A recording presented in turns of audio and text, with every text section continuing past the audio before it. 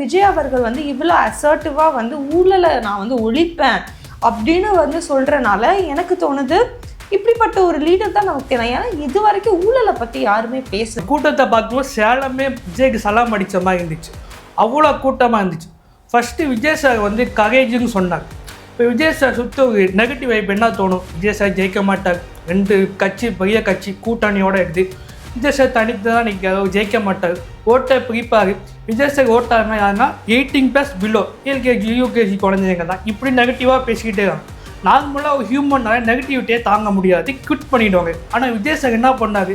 அதை எப்படி பாசிட்டிவாக மாற்றணும், எப்படி ஜெயிக்கணும், விடக்கூடாது, நான் ஜெயிச்சு காட்டுவேன் ஒரு கரேஜ். இது மோட்டிவேஷனலாக இருக்குது ஜென்சி கிட்ஸுக்கு. விடாமல் இன்னொன்று பரவாயில்லப்பா, என்ன நெகட்டிவாக வேணாலும் பேசினாலும் தலைவர் அசக மாட்டேங்காது. இப்போ எங்கள் அண்ணன்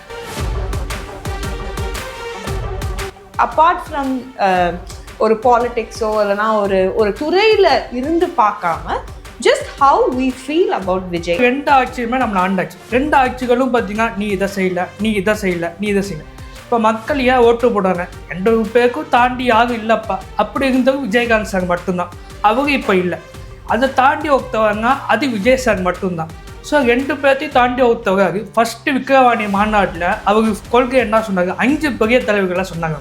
அதில் 2 பேர் பெண் தலைவர்கள். எங்களை மாதிரி ஜென்சி கிட்ஸுக்கு அஞ்சலி அம்மாங்க யாரும் தெரியாது, வேலுங்காய்ச்சங்க யாரும் தெரியாது. பெரியாரை பற்றி படிச்சிருப்போம், அம்பேத்கரை பற்றி படிச்சிருப்போம்.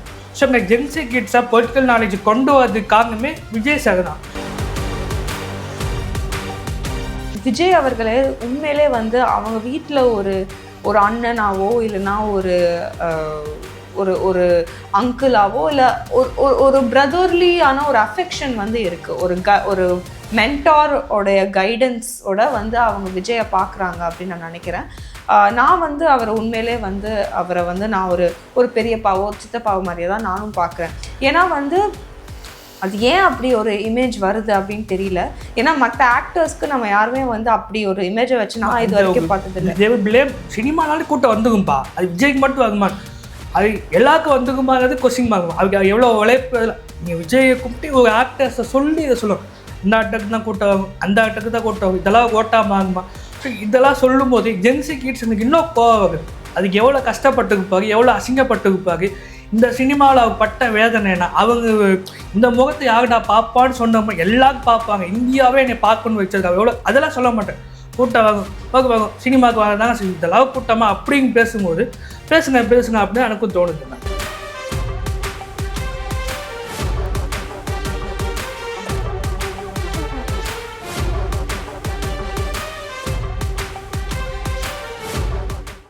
வணக்கம் அண்ணா. வணக்கம் மிஸ். நேயர்களுக்கு வந்து இவங்க தான் வந்து எங்களோட ஆஃபீஸில் வந்து நியூவாக ஒரு இன்டர்ன் ஜாயின் பண்ணியிருக்காங்க. ஆனால் உங்களை பற்றி ஒரு இன்ட்ரடக்ஷன் மட்டும் சொல்லுங்கள். என்னோட பேர் யுதிஷ்டிரன் மேம். நான் வந்து யூஜியில் அட்வொகேட். நான் யூஜியில் வந்து பிகாம் LLB கிரசண்டில் படித்தேன். பிஜி அதாவது LLM சைபலா ஸ்பெஷலிஸ்ட்டுன்னு சொல்லுவாங்க. அது வந்து நான் வந்து சோயல் LLM ஸ்கூல் ஆஃப் எக்ஸலன்ஸில் படித்தேன் 2 இயர்ஸ். ஸோ முடிச்சுட்டு இப்போ வந்து சார்கிட்ட இன்டர்ன் சேர்ந்துக்கலாம்னு சொல்லிட்டு 2-3 டேஸ் வந்துட்டு இருக்கேன் மேம். ஆனால் வந்து அவங்க ஒரு லாயராக இருந்தாலும் he's actually a Gen Z kid. இப்போ நம்மள மாதிரி வந்து 2000s தான் வந்து அண்ணாவும் வந்து பிறந்தாங்க. நான் 2002, அண்ணா 2000.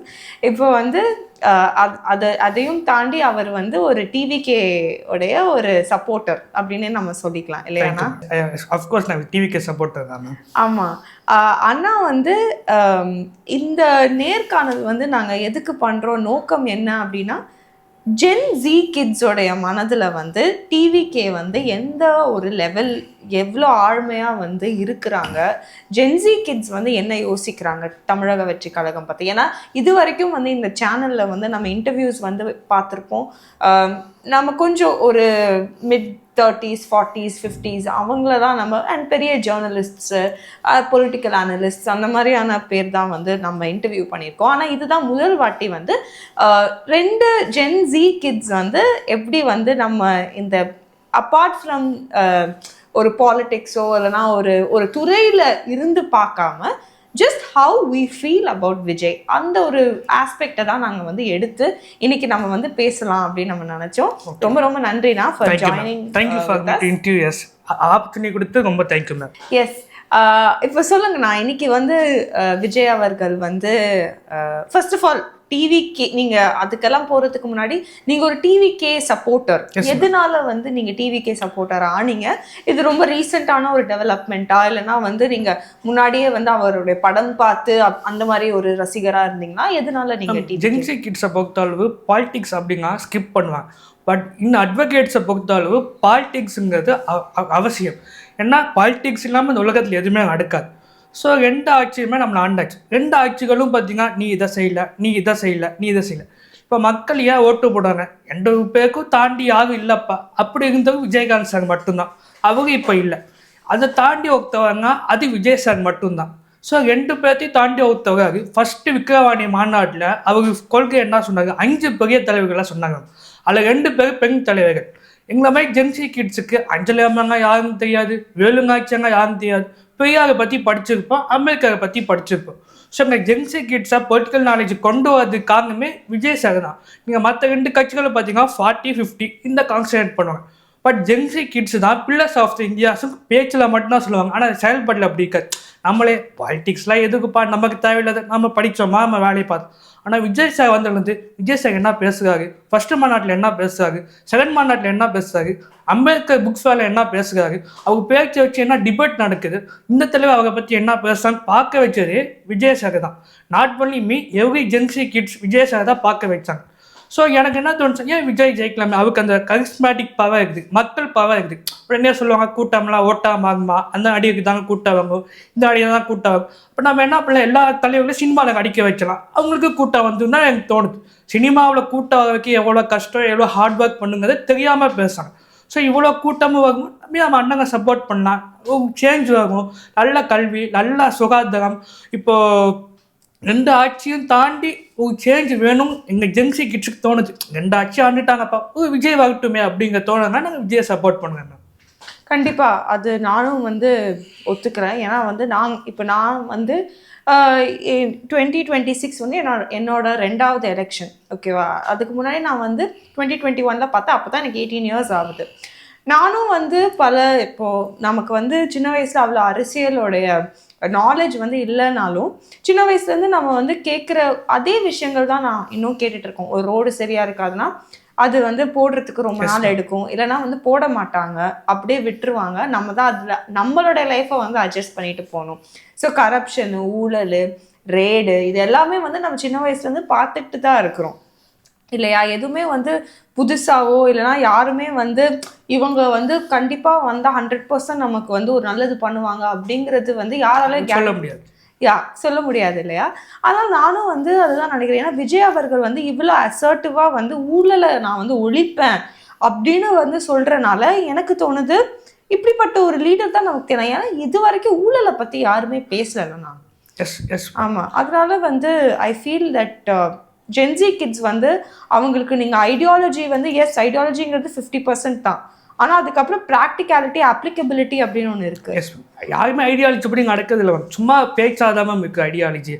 எந்த ஐடியாலஜி இப்போ மக்கள்கிட்ட உங்களுக்கு இந்த ஐடியாலஜி பிடிச்சி 5 நிமிஷம் பேசுங்க, யாராலையும் பேசணும். பட் விஜயை பற்றி ஃபஸ்ட்டு ஸ்பீச்சில் கொடுப்பேன், நான் கீழே நீ மேலேங்க எல்லாருமே சரி சமம் தான் சொல்லிட்டு தான் வணக்கத்தை ஆரம்பிப்பேன். ஸோ ஜென்சி கிட்ஸாக நாங்கள் சொல்லுவோம், ஒரு டிஎம்கே சப்போர்ட்டோ ஏடிஎம் சப்போர்ட்டோ 5 நிமிஷம் நீங்கள் ஐடியாலஜியை பற்றி சொல்லுங்கள். அஃப்கோர்ஸ் அவங்களால சொல்ல முடியும், பிகாஸ் ஆப்ஷன் இல்லாமல் ஓட்டு போட்டதுனால அப்படி இருக்குது. ஆமாம், கரெக்ட் தான். நீங்கள் வந்து இன்னைக்கு இந்த மாநாடு கண்டிப்பாக பார்த்துருப்பீங்க, நம்ம எல்லாமே தான் சேர்ந்தும் பார்த்தோம். அதில் வந்து உங்களுக்கு வந்து ரொம்ப பிடிச்ச ஒரு விஷயம் ஜென்சி கிட்டா நீங்கள் என்ன நினைக்கிறீங்க? கூட்டத்தை பார்க்கும்போது சேலமே விஜய்க்கு சலாம் அடித்த மாதிரி இருந்துச்சு, அவ்வளோ கூட்டமாக இருந்துச்சு. ஃபஸ்ட்டு விஜய் சார் வந்து கரேஜுன்னு சொன்னாங்க. இப்போ விஜய் சார் சுற்றி ஒரு நெகட்டிவ் வைப் என்ன தோணும், விஜய் சார் ஜெயிக்க மாட்டார், 2 கட்சி பெரிய கட்சி கூட்டணியோடு இருக்குது, விஜய் சார் தனித்து தான் நிற்காது, ஜெயிக்க மாட்டார், ஓட்டை பிரிப்பார். விஜய் சார் ஓட்டாருன்னா யாருன்னா 18+ பிலோ எல்கேஜி யூகேஜி குழந்தைங்க தான். இப்படி நெகட்டிவாக பேசிக்கிட்டே இருக்காங்க. நார்மலாக ஒரு ஹியூமன்னால நெகட்டிவிட்டியே தாங்க முடியாது, குவிட் பண்ணிவிடுவாங்க. ஆனால் விஜய் சார் என்ன பண்ணார், அதை எப்படி பாசிட்டிவாக மாற்றணும், எப்படி ஜெயிக்கணும், விடக்கூடாது, நான் ஜெயிச்சு காட்டுவேங்க ஒரு கரேஜ். இது மோட்டிவேஷனலாகவும் இருக்குது ஜென்சி கிட்ஸுக்கு, விடாமல். இன்னொன்று பரவாயில்லப்பா, என்ன நெகட்டிவாக வேணாலும் பேசினாலும் தலைவர் அசக மாட்டேங்காது. இப்போ எங்கள் அண்ணன் விஜய் அண்ணன் மாசு தான்ப்பா, சினிமாவிலேயும் அண்டர் எஸ்டிமேட் பண்ணிங்க, பாலிடிக்ஸ்லேயும் அண்டர் எஸ்டிமேட் பண்ணிங்க. ஸோ அந்த கரேஜ் ஹவுஸ் பேசும்போது அல்டிமேட்டாக இருந்துச்சுன்னா செகண்ட் விஷயம் என்ன சொன்னாங்கன்னா நீதி கேட்டாங்க மக்கள்கிட்ட. பொதுவாக விஜய் சப்போர்ட்டர்ஸ் டிவி டிபேட் சொல்ல போகும்போது உங்கள் விஜய் சார் பேசவே மாட்டேங்காங்க, அழுத்தம் கொடுக்குற சொல்ல மாட்டாங்க, எதையுமே பேசாமல் வீட்டுக்குள்ளேயே உட்காந்துருப்பாங்க. இந்த மாதிரி அரசியல் கட்சி தாங்க பார்த்ததே இல்லைன்னு சொல்லும்போது ஆஸ் அ ஜென்ஸு கிட்ட எனக்கு ஒரு ஆதகம் உள்ளுக்குள்ளே இருக்கும். ஏன் அவர் பேசுங்க அண்ணா, அவர் சப்போர்ட்டும் நிறைய பேர் பேசுகிறாங்களே, ஏன் விஜயை மட்டும் இப்போ சிஎம் ஆகிட்டாங்க விஜய் வீட்டுக்குள்ளேயே உட்காந்துருப்பாங்க, அப்போ வெளில வந்து தாங்க ஆகணும்னு பேசுவாங்க. ஸோ அது எல்லாருக்குமே இந்த பதில் அதான் இருந்துச்சு. நாங்கள் வரமாட்டோம்னு சொன்னோமா, நீங்கள் கொடுக்கல, மற்ற கட்சிங்களுக்கு கொடுக்கீங்க, எங்கள் கட்சிக்கு பார்சாலிட்டி பார்க்கிங்க, நீங்களே கொடுத்துட்டு விஜய் வீட்டுக்குள்ளே தான் இருக்காரு, விஜய் பனையோலே தான் இருக்காரு, வெளில வர மாட்டிக்காரு, மற்ற கட்சி தலைவருக்கு தான் கூட்டம் இல்லை, கூட்டத்தை பார்த்து பயந்து ஓடிக்காரு, போராட்டத்தை போய் மக்களை வீட்டுக்கு கூப்பிடாரு. அவங்க என்ன சொன்னாங்க, சார் நீங்கள் வராதிங்க, அதை சொல்ல மாட்டேங்காங்க. ஸோ எங்கள் ஜென்ஸு கிட்ஸாக அவ்வளோ கோபமாக இருந்துச்சு. அதுக்கு பதிலடியாக தான் பார்க்கேன். ஸோ உங்கள் ஒப்பீனியன் நீங்கள் கொஞ்சம் சொல்லுங்கள். எனக்கு வந்து நான் எப்படி பார்க்குறேன்னா, விஜய் சார் வந்து இந்த ஒரு மாநாட்டில் வந்து நீங்கள் சொன்ன மாதிரி, நீங்கள் ரொம்ப அருமையாக சொன்ன மாதிரி 2 கேள்விக்கு வந்து ஒரு ரொம்ப ஸ்ட்ராங்கான ஒரு பதில் கொடுத்துருந்தாங்க. ஏன்னா வந்து இது வரைக்கும் வந்து எல்லா நேஷ்னல் சேனல்லேருந்து சோஷியல் மீடியா வரைக்கும் வைக்கிற அந்த விமர்சனம், உங்களோட விஜய் வந்து ஏன் வெளியில் வர மாட்டேங்கிறாரு, எதுக்கு வந்து பேச மாட்டேங்கிறாரு, இம்பார்ட்டண்ட்டான இஷ்யூஸை குறித்து ஏன் பேச மாட்டேங்கிறாரு அப்படிங்கிற ஒரு ஸ்டாண்டை தான் வந்து தொடர்ந்து எடுத்துகிட்டு இருக்காங்க. இதுக்கு முன்னாடியும் பல விஷயங்கள் சொல்லிட்டு இருந்தாங்க, பி டீம்னு சொன்னாங்க, அதுக்கப்புறம் வந்து இவங்க டெல்லிக்கு வந்து சரண்டர் ஆயிடுவாங்கன்னு சொன்னாங்க, நிறைய விஷயங்கள் சொல்லிக்கிட்டே இருந்தாலும் அது எல்லாமே வந்து கொஞ்சம் கொஞ்சமாக வந்து அவர் அந்த ஒரு ஃபேஸை வந்து தாண்டி வந்துட்டு இருந்தாரு. ஆனால் இந்த 2 விஷயம் மட்டும் தான் திரும்பவும் வந்து மக்கள் வந்து அதுக்கு மட்டும் போயிட்டே இருந்தாங்க. அவங்க வெளில வர மாட்டாங்க. ஆனால் எதுக்கு அவங்க வெளில வர மாட்டாங்க அப்படிங்கிற ஒரு பதிலை வந்து இன்னைக்கு வந்து விஜய் சொன்னாங்க. அது வந்து ஒரு சரியும் கூட இல்லையா, நெருக்கடி கொடுக்கறனால தான் வந்து அவர்னால வந்து வெளியில வர முடியல அவருக்கு. ஏன்னா இதுக்கு முன்னாடி வந்து சாட்டர்டே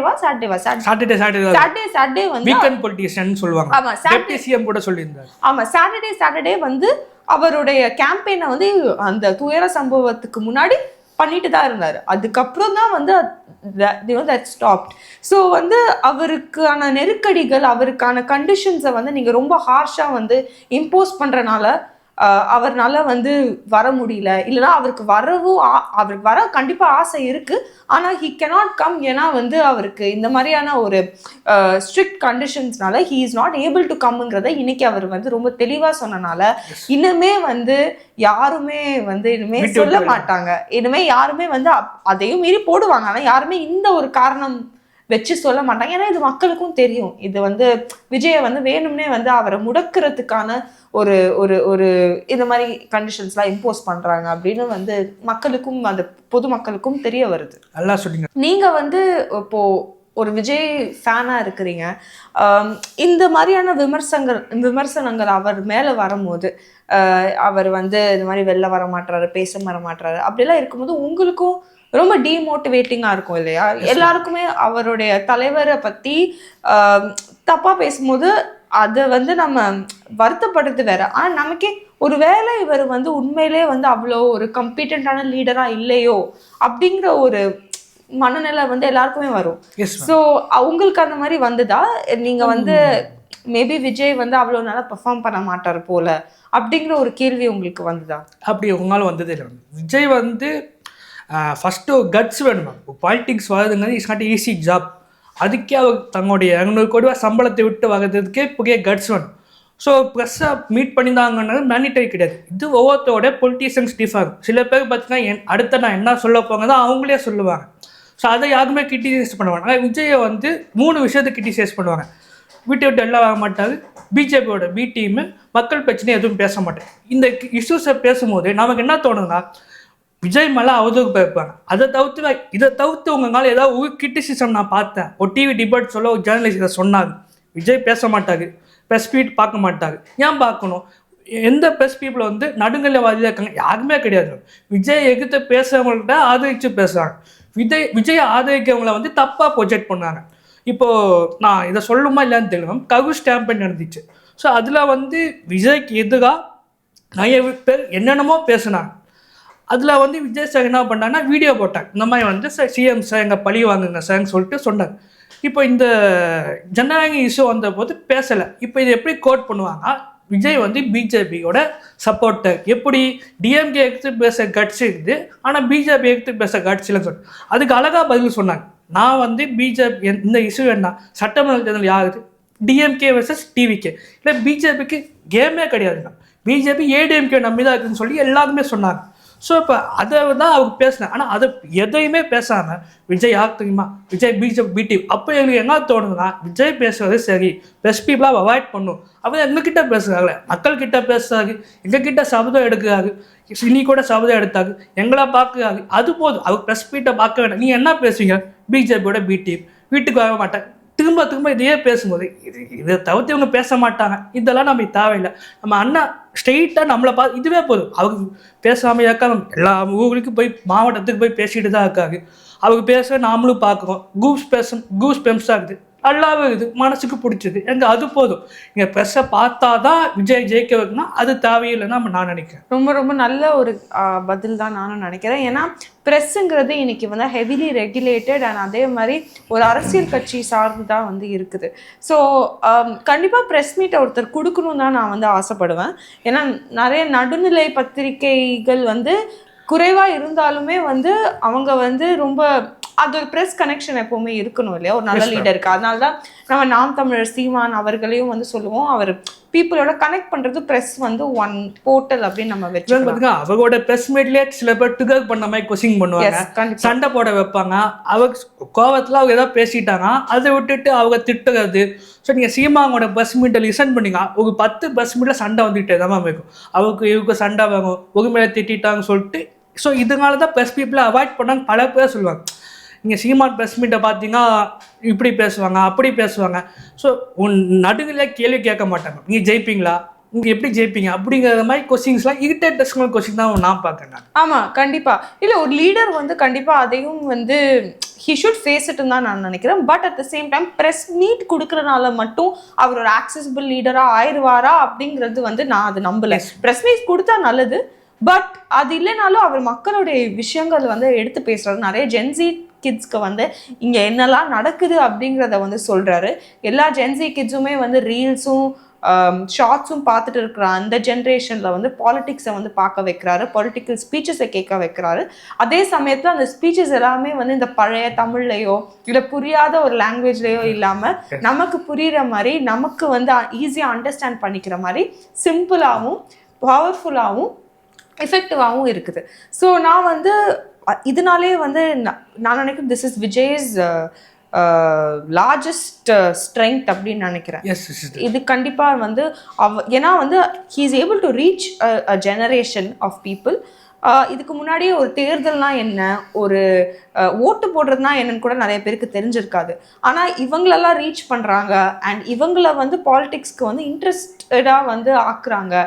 அண்ட் அதே மாதிரி அவரோட கொள்கைகளும் பார்த்தா வந்து எல்லாருமே சொல்றாங்க அவருக்கு கொள்கை இல்லை அப்படின்னு. ஆனால் நான் நினைக்கிறேன் அவருக்கு ஒரு நல்ல ஒரு கொள்கை இருக்கு. ஒரு சமத்துவத்தை வந்து மேம்படுத்தி தான் அவரோட கட்சியை ஆரம்பிச்சிருக்காரு இல்லையா. ஸோ அதனால நான் நினைக்கிறேன் அவருக்கு எல்லாமே இருக்கு, நல்ல கொள்கை இருக்கு, ஊழல் வந்து செய்ய மாட்டேன்னு சொல்லியிருக்காரு, கேரிஸ்மேட்டிக் லீடரா இருக்கிறாரு. ஸோ இந்த ஒரு லீடர் பிரஸ் மீட் கொடுத்தா என்ன, கொடுக்காட்டி என்ன அப்படிங்கிற ஒரு இது. விஜய் ஜெயிக்க கூடாது, he should quit the politics, இதெல்லாம் எடுத்து விட்டாங்கன்னா அவங்க இந்த மாதிரி பண்ணுவாங்கன்னு நினைக்கிறாங்க. அது நடக்காதுங்கிறது இப்போ போக தெரியும். இனிமே வந்து அவர் இன்னும் நிறைய பேசணும் அப்படின்னு தான் நான் வந்து எப்பவுமே ஒரு மாநாடோ இல்லைனா ஒரு மீட்டிங்கோ வந்து பார்க்கும்போது அவர் மேடையில் இருந்து பேசும்போது நான் எப்பவுமே நினைக்கிறது என்னன்னா அவர் இன்னும் கொஞ்சம் தொடர்ச்சியாக பேசணும் அப்படின்னு. உங்களுக்கும் அந்த மாதிரி தோணுமா? பேசிக்கிட்டே இருக்கவும் தோணும், தொடர்ச்சியாக பேசணும். ஏன்னா அப்போ தான் எங்களை மாதிரி ஜென்சி கிட்ஸுங்க தாண்டி பெண்களும் விஜய் சார் ரொம்ப அட்ராக்டிவாக இருக்காங்க. ஏன்னா இப்போ அதாவது பாலிட்டிக்ஸ்னு கேட்டாலே அது வேண்டாம்ப்பா, அது வந்து ஊழல் தாங்கப்பா பண்ண போவாங்க அப்படிங்குவாங்க. ஸோ இன்றைக்கி விஜய் சார் பேசும்போது பார்த்தீங்கன்னா பரவாயில்லப்பா, ஒருத்தர் தலைவர் 200 கோடி ரூபா சம்பளத்தை விட்டுட்டு இப்போ நினைச்சா லியோ 2 நடிக்கலாம், இப்போ நினைச்சா கோ 2 நடிக்கலாம். லோகேஷ் சொல்லுவார், அண்ணா சொல்லிட்டு நான் லியோ 2 எடுக்கிறேன், பரவாயில்லப்பா இவருக்கு தைரியம் ஜாஸ்தி தான்ப்பான்னு சொல்லிட்டு இதுக்கு இதுவே பார்த்தீங்கன்னா ஒரு கட்ஸு தான். எனக்கு இன்னும் பேசணும், இன்னும் நிறைய பேசணும், நல்ல மாவட்டத்துக்கு போய் பேசணும். அஃப்கோர்ஸ் சார் இன்டர்வியூ நீங்கள் எடுத்தீங்க அல்ல, நான் லெஸ்ஸா மேம் விஜய் சார் இன்டர்வியூ பார்க்க ரொம்ப ஆசைப்படுவாங்க. ஸோ அது நடக்குமாங்கிறது தெரியல, ஃப்யூச்சரில் நடக்கும்னு நினைக்கிறேன். ஆமாண்ணா, நீங்கள் சொல்கிறது கரெக்டாக. விமென் வந்து கண்டிப்பாக they have a huge following for Vijay. நான் ஏன் நினைக்கிறேன்னா, விஜய் அவர்களே உண்மையிலே வந்து அவங்க வீட்டில் ஒரு ஒரு அண்ணனாவோ இல்லைன்னா ஒரு ஒரு ஒரு அங்கிளாவோ இல்லை ஒரு பிரதர்லியான ஒரு அஃபெக்ஷன் வந்து இருக்குது. ஒரு மென்டாரோடைய கைடன்ஸோட வந்து அவங்க விஜயை பார்க்குறாங்க அப்படின்னு நான் நினைக்கிறேன். நான் வந்து அவரை உண்மையிலே வந்து அவரை வந்து நான் ஒரு பெரியப்பாவோ ஒரு சித்தப்பாவோ மாதிரியே தான் நானும் பார்க்குறேன். ஏன்னா வந்து அது ஏன் அப்படி ஒரு இமேஜ் வருது அப்படின்னு தெரியல. ஏன்னா மற்ற ஆக்டர்ஸ்க்கு நம்ம யாருமே வந்து அப்படி ஒரு இமேஜை வச்சு நான் இது வரைக்கும் பார்த்ததில்லை. சினிமானாலே கூட்டம் வந்துக்கும்பா, அது விஜய்க்கு மட்டும் ஆகுமா, அது எல்லாருக்கும் வந்துக்குமாங்கிறது கொஸ்டின் ஆகும். அதுக்கு எவ்வளோ உழைப்பு. நீங்கள் விஜயை கூப்பிட்டு ஒரு ஆக்டர்ஸை சொல்லி இதை சொல்லுவோம், இந்த ஆக்டருக்கு தான் கூட்டம் ஆகும், அந்த ஆக்டருக்கு தான் கூட்டம் ஆகும், இதெல்லாம் ஓட்டாமல் ஆகுமா. ஸோ இதெல்லாம் சொல்லும் போது ஜென்சி கிட்ஸுங்களுக்கு இன்னும் கோவம் ஆகுது. அதுக்கு எவ்வளோ கஷ்டப்பட்டுக்குப்பாரு, எவ்வளோ அசிங்கப்பட்டுக்குப்பாரு. இந்த சினிமாவில் அவங்க பட்ட வேதனைனா, அவங்க இந்த முகத்தை யாருடா பார்ப்பான்னு சொன்ன எல்லாரும் பார்ப்பாங்க, இந்தியாவே என்னை பார்க்கணும்னு வச்சிருக்காங்க. எவ்வளோ அதெல்லாம் சொல்ல மாட்டேன். கூட்டம் வாங்கும் சினிமாவுக்கு வாங்க இதெல்லாம் கூட்டமாக அப்படின்னு பேசும்போது பேசுங்க அப்படின்னு எனக்கும் தோணுதுண்ணா. அதுதான் அவர் வந்து நீங்கள் சொல்கிற மாதிரி அவர் அவ்வளோ பெரிய ஒரு நிலைமையில் இருந்தாலுமே வந்து தன்னைத்தானே வந்து மக்களுக்காக வந்து நான் என்னுடைய வாழ்க்கையே வந்து நான் வந்து கொடுக்க போகிறேன் அரசியலில், அடுத்த 30 வருஷம் மக்களுக்காக தான் இருக்க போகிறேன் அப்படின்றத சொல்கிறது சாதாரணமான விஷயம் இல்லை. ஸோ இதனாலே வந்து நான் நினைக்கிறேன் ஜென்சி கிட்ஸ்க்கு வந்து விஜய் அவர்கள் வந்து ஒரு ஜென்யூனான லீடர் அப்படின்னு வந்து பார்க்குறாங்க. அவரை வந்து ட்ரஸ்ட் பண்ணுறாங்க அப்படின்னு நினைக்கிறேன். ஏன்னா இந்த காலத்தில் வந்து உலகம் முழுக்க வந்து எந்த ஒரு லீடருமே வந்து ட்ரஸ்ட் வர்தியாக இல்லை. நம்ம டொனால்ட் ட்ரம்ப்பை பார்க்கலாம், இல்லைன்னா வந்து நம்ம நாட்டு பிரதமரே கூட வந்து நிறைய பேர் வந்து அவங்கள வந்து ஒரு வெறுப்பு அரசியல் பண்ணுற மாதிரி தான் வந்து பார்க்குறாங்க தவிர யாருமே வந்து அவரை ட்ரஸ்ட் பண்ணுறதில்ல. பட் இவரை வந்து விஜய் அவர்களை வந்து ட்ரஸ்ட் பண்ணுறதுக்கான காரணம் வந்து அவர் எல்லாருக்கும் ஒருத்தராக இருக்கிறாரு. ஆனால் அவர் செயலும் அப்படி இருக்குது அப்படின்னு நான் சும்மா வாயில் மட்டும் சொல்லாமல் அவர் செயலும் அப்படி தான் இருக்குது. அதனால தான் நான் நினைக்கிறேன் கண்டிப்பாக வந்து ஜென்சி கிட்ஸ் வந்து அவர்கிட்ட கிட்ஸ் ப்ளஸ் பண்ண எல்லாருக்குமே அட்ராக்ட் பண்ணிட்டாச்சு. இன்னைக்கு சேஞ்ச்னா விஜய் அப்படிங்கிற மாதிரி ஆயிடுச்சு. அவங்க இல்லாமல் டிபேட்டும் இல்லை, அவங்க இல்லாமல் நியூஸ் சேனல்ஸ் இல்லை, ஆனால் ஒத்துக்க மாட்டாங்க. அதில் நாங்கள் எல்லாத்தையும் பற்றி விவாதம் பண்ணுவோன்னு சொல்லுவாங்க, ஆனால் அவங்க இல்லாமல் விவாதமும் இல்லை சிஸ்டம். ஆமாம், ஹோப்ஃபுல்லி நம்ம வந்து இன்னும் ஜென்சி கிட்ஸையும் சரி, இல்லைனா வந்து ஜென்சி கிட்ஸ் அப்படின்னாலே நிறைய பேர் ரொம்ப நெகட்டிவான விஷயமாக தான் அசோசியேட் பண்ணுவாங்க. ஆனால் உங்களுக்கு அது பிடிக்குதோ இல்லையோ இன்னைக்கு வந்து அவங்க தான் ஃப்யூச்சர். அவங்க தான் வந்து இந்த பூமியை வந்து இன்ஹெரிட் பண்ண போகிறாங்க, அவங்க தான் வாழ போகிறாங்க. அதனால அதே சமயத்தில் நாங்கள் ஜென்சினால எங்களுக்கு இருக்கிற அரசியல் உடைய நாலேஜ் வந்து கம்மியாக போகிறது இல்லை. ஏன்னா நாங்கள் தான் வந்து இன்னும் கனெக்டடாக இருக்கோம் வேர்ல்டில், என்னெல்லாம் நடக்குது எல்லாமே எங்களுக்கு தான் வந்து இன்னும் தெரியும். எது ப்ராப்பகேண்டா, எது ஃபால்ஸ், எது ஏஐ ஜென்ரேட்டட் எல்லாமே எங்களுக்கு தான் தெரியும். ஸோ அதனால வந்து ஜென்சி கிட்ஸோடைய சப்போர்ட் வந்து எப்போவுமே விஜய்க்கு இருக்கும் அப்படின்னு நம்புகிறேன், இருக்கணும் அப்படியும் நான் வந்து எதிர்பார்க்குறேன். ஸோ எஸ், நம்ம வந்து இன்னும் நிறைய பேசலாம். ரொம்ப ரொம்ப நன்றி.